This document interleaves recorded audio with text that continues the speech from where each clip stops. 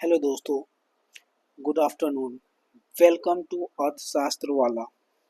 आज हम लोग बात करेंगे यूपी हायर का जो एग्ज़ाम हुआ था 16 अप्रैल 2025 को। उसमें कितने क्वेश्चन हैं जो या तो विवादित हैं, या तो डिलीट होने वाले हैं, या फिर चैलेंजेबल हैं। तो चलिए हम लोग बात करेंगे वैसे क्वेश्चन की जो कि चैलेंजेबल है, या तो डिलीट होगा या फिर क्वेश्चन का आंसर चेंज होगा। हमारा सबसे पहला क्वेश्चन देखते हैं जीएस में। Who is considered to be the originator of project method in teaching? ठीक, इसका आंसर आयोग ने दिया है विलियम हर्ड किलपैट्रिक, जो कि बिल्कुल सही है। लेकिन कुछ लोगों का कहना है कि जॉन डेवी सही आंसर है। लेकिन मैंने कुछ बुक्स देखे, कुछ बुक्स देखने के बाद पता चला कि ये विलियम हर्ड किलपैट्रिक जो है, इन्होंने ही प्रोजेक्ट मेथड को ओरिजिनेट किया, लेकिन यूज किया था जॉन डेवी के प्रिंसिपल्स को ही। तो यहाँ पे ये क्वेश्चन तो बिल्कुल सही माना जा रहा है जो अभी आयोग का आंसर की है। और बाकी अब फाइनल आंसर की देखिए, उसके बाद क्या पता चलता है। क्वेश्चन नंबर 11, यहाँ पे बात की जा रही है कि कौन सा मेथड ऑफ रिसर्च नहीं है। देखा जाए तो ये चारों के चारों मेथड ऑफ रिसर्च है, लेकिन मोस्ट अप्रोप्रिएट अब क्या आंसर होगा। आयोग ने तो फिलोसफिकल को माना है, लेकिन कुछ लोगों का कहना है क्या कि ये ऑब्जर्वेशन रिसर्च हो सकता है। लेकिन जहाँ तक मुझे लग रहा है ये चारों के चारों मेथड ऑफ रिसर्च हैं। ठीक, तो यहाँ पे या तो क्वेश्चन या तो ये डिलीट होगा। अब क्या होगा, अब आगे देखिए। क्वेश्चन नंबर 23, यहाँ पे आयोग ने जो 1938 दिया है, यहाँ पे क्वेश्चन ही गलत है। यहाँ पे 1939 होना चाहिए।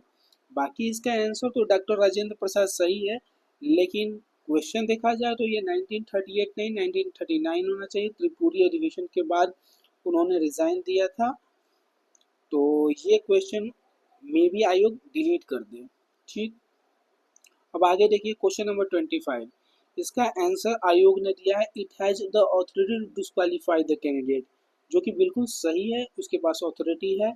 लेकिन एक और क्वेश्चन, इसका आंसर एक और हो सकता है, it is a permanent body that can not be dissolve.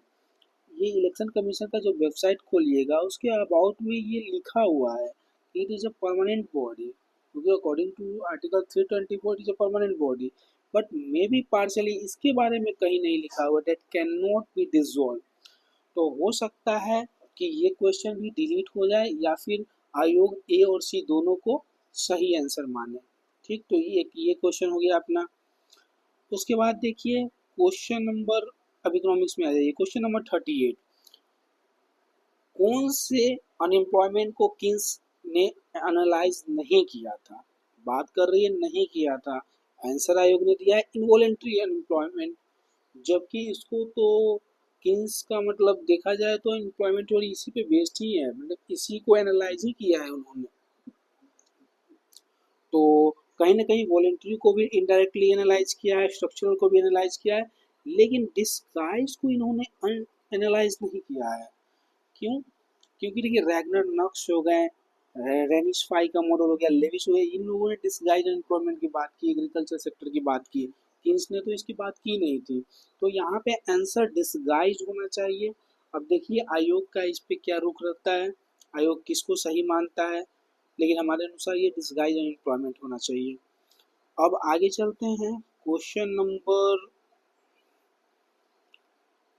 72। Question number 72 देखिए, if income elasticity of demand is more than increase the tax rate. देखिए गवर्नमेंट के अनुसार क्या होना चाहिए, टैक्स रेट को इंक्रीज करना चाहिए। क्यों? क्योंकि उसको टैक्स रिवेन्यू बढ़ाना है।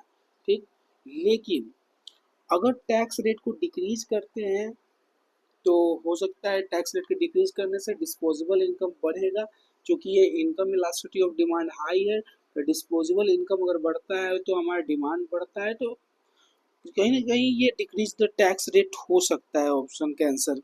लेकिन यहाँ पे भी डाउट है कि आयोग किसको मानता है। ठीक, उसके बाद क्वेश्चन नंबर आप 78 पे आ जाइए। 78 में क्या है, दोहा राउंड की बात की गई। मेन इशू क्या था, मेन इशू तो दोहा राउंड में एग्रीकल्चर था। ठीक, लेकिन आयोग ने इंटेलेक्चुअल प्रॉपर्टी राइट को मेन इशू माना है, जो कि सही नहीं है।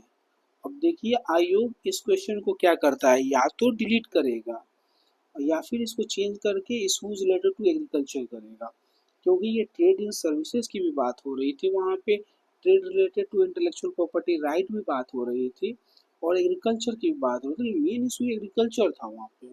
ठीक 2001 का डेहर राउंड था। उसके बाद देखिए यहाँ पे तो आयोग ने यहाँ पे देखा तो सारे स्टूडेंट्स का ये क्वेश्चन लगभग गलत हो जाएगा, क्योंकि सीपीआई ही इन्फ्लेशन कैलकुलेट करने का इंडिया में मेजर है, लेकिन आयोग ने क्या दिया है, होलसेल प्राइस इंडेक्स। तो इसका क्वेश्चन का आंसर चेंज जरूर होगा, सीपीआई होगा। उसके बाद बात की जाए, उसके बाद तो और कोई क्वेश्चन नहीं है जो विवादित या चैलेंजेबल है। कुछ लोग कुछ कुछ क्वेश्चन को चैलेंज कर रहे हैं, लेकिन जहाँ तक मुझे लगा इन्हीं क्वेश्चंस पे बात हो सकती है, या तो क्वेश्चंस कुछ डिलीट होंगे या फिर उसके आंसर चेंज होंगे। तो अभी तक के अनुसार हमारे 7 क्वेश्चन ऐसे हैं जिसका या तो आंसर चेंज होगा या फिर क्वेश्चन डिलीट होने के चांसेस ज़्यादा हैं। तो देखिए फाइनल आंसर की आने के बाद उम्मीद करता हूँ कि 3 से 4 क्वेश्चन डिलीट होंगे टोटल मिलाकर के। अभी तो क्वेश्चन नंबर 61 डिलीट है और टोटल मिला के 3 से 4 क्वेश्चन डिलीट होंगे और 3 के हो सकता है आंसर चेंज होंगे। बाकी देखिए आगे क्या होता है। बाकी बात करते हैं कट ऑफ की। तो यूआर की कट ऑफ लगभग 74 टू 76 के अराउंड जाएगी। यूआर की कट ऑफ हो गई, ओबीसी की कट ऑफ हो गई और ईडब्ल्यूएस की कट ऑफ हो गई। तीनों की कट ऑफ लगभग सेम टू सेम 74 टू 76 ही जाएगी, उससे ज़्यादा नहीं जाएगी। क्योंकि हमने स्टूडेंट से बात किया है, लगभग सारे स्टूडेंट्स का इसी के रेंज में उनका आंसर सही हो रहा है अकॉर्डिंग टू प्रोविजनल आंसर की।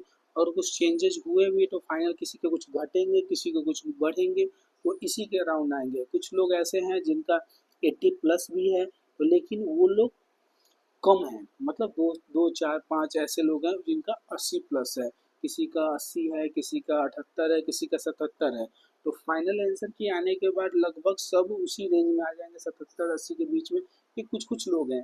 तो अगर बेस लाइन देखा जाए जहाँ पे कट ऑफ निर्धारित होगा, वो cut off approx 74 to 76 question रहने के चांसेस है, क्योंकि पेपर का लेवल इजी टू मॉडरेट रहा है। अब बात करते हैं SC ST की कट ऑफ की। SC की सीटें भी ज़्यादा है और SC ST की कट ऑफ की अगर बात की जाए तो इसका कट ऑफ लगभग आपको 62 टू 65 के अराउंड जाएगी। ठीक, दैट्स ऑल फॉर टुडे।